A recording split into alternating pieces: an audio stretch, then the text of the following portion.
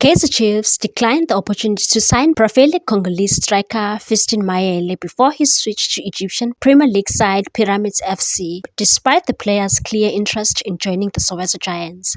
Mayele, who netted an impressive 54 goals during 2 seasons under coach Nasruddin Nabi at Tanzanian outfit Young Africans, was offered to Chiefs in a deal that would have cost the club under 10 million rand. However, the deal was turned down, according to Christian Bukasa, a close associate of the 30-year-old forward.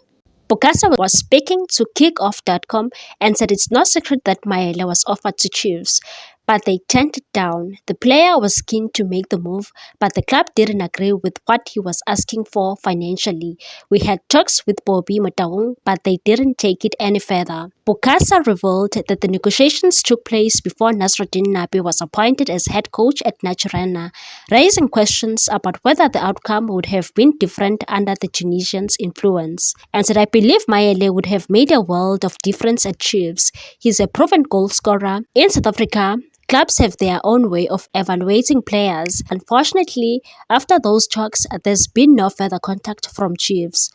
Now with Pyramids FC, Mayele has continued his rich vein of form, scoring 13 goals so far this season after netting 21 in his debut campaign. Remarkably, the Congolese striker has registered double-digit goal tallies for 6 consecutive seasons, underlining his consistency and value.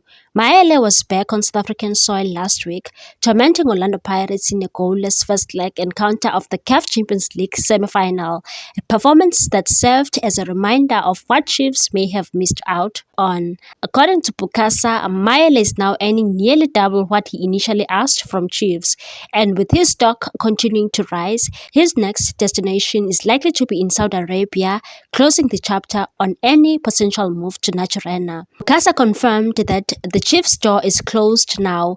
Saudi Arabia is the next logical step. As Mayele continues to shine on the continental stage, Kaizer Chiefs may be left to ponder what might have been. Meanwhile, Kosimpile Ngcobo has spoken out about the inconsistency of Kaizer Chiefs. The versatile midfielder is convinced that the Glamour Boys have the needed quality to deliver once they get their consistency. Kaizer Chiefs have one of the best squads in the Premier Soccer League.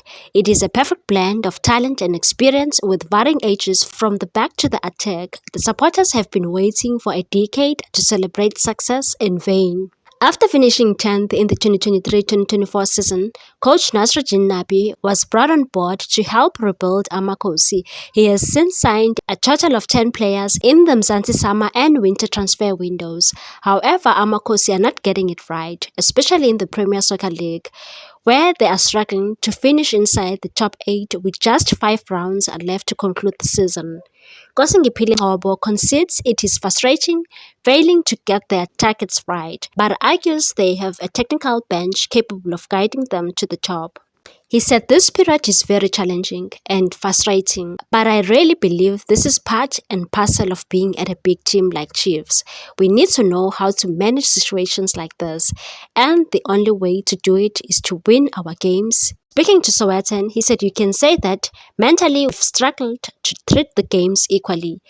But we go to each and every game wanting to win. Same mentality, but sometimes we unfortunately lose those games against lowly teams and win the ones perceived to be more difficult. This current squad is more than capable of challenging for top honors, and I think that was evident at the start of the season, where we were unbelievable, scoring goals left, right and center, and teams knew that it was difficult to beat us. However, we have since been struggling to maintain consistency. That's our biggest problem. We are a team and we are in this together. We will continue to fight together as a team. We have faith in our technical team.